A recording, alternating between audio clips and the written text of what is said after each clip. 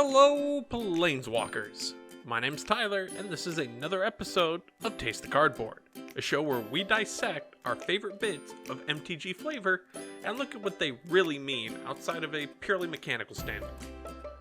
Today's topic is one so ripe and juicy with flavor that you can practically lick the beef sweat right off the card.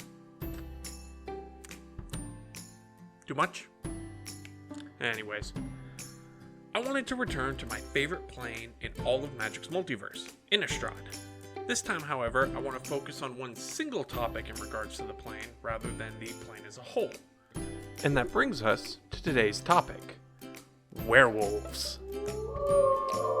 While technically introduced in some of Magic's earliest sets with lesser and greater werewolves, werewolves as we know them today didn't arrive until Innistrad, where they shed their mono-black identity in favor of some combination of red and or green.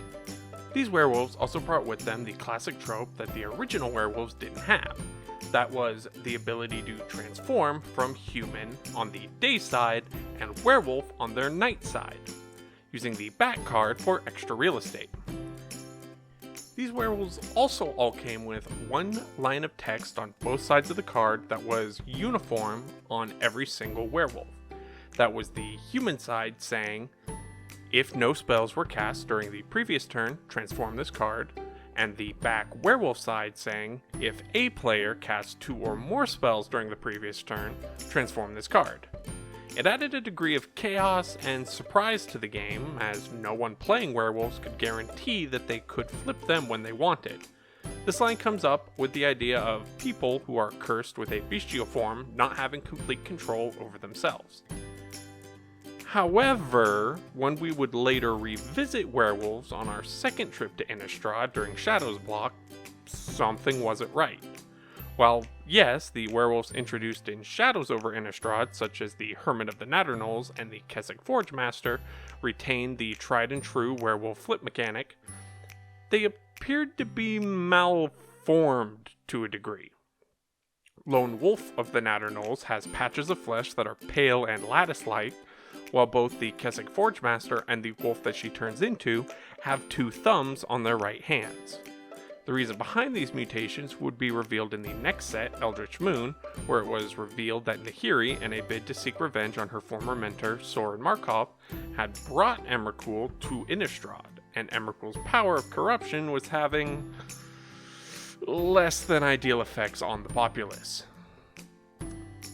While everyone got vibe checked by Emrakul in different ways, the werewolves received what was, on the face, a strict upgrade to their design, while lore-wise, it was beyond tragic. These new werewolves, like the Tangleclaw werewolf, actually started on their beast side, rather than the human one. Then, for a one-time mana investment, all of these werewolf horrors could be flipped into Eldrazi werewolves, seen here with the Fibrous Entangler. This is great, right? You now had complete control over your werewolves flipping. Only 2 major things were missing: the human element and the ability to shift back.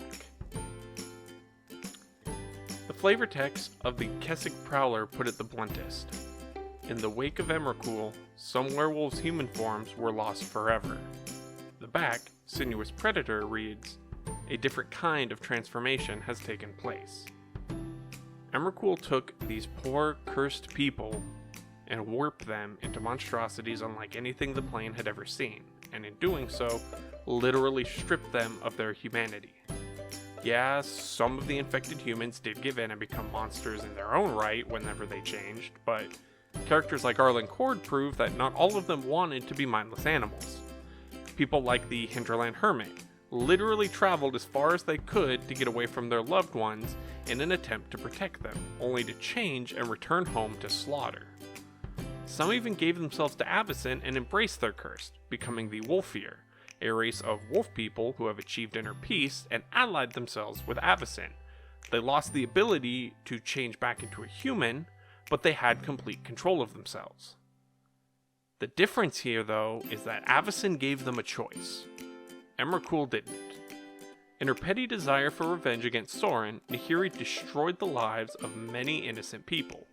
Innocent people who will never come back. Innocent people eaten by a giant frog monster, or who were forced to give up who they were just for Nahiri to make a point. The flavor of both kinds of these werewolves is nothing short of a slam dunk win.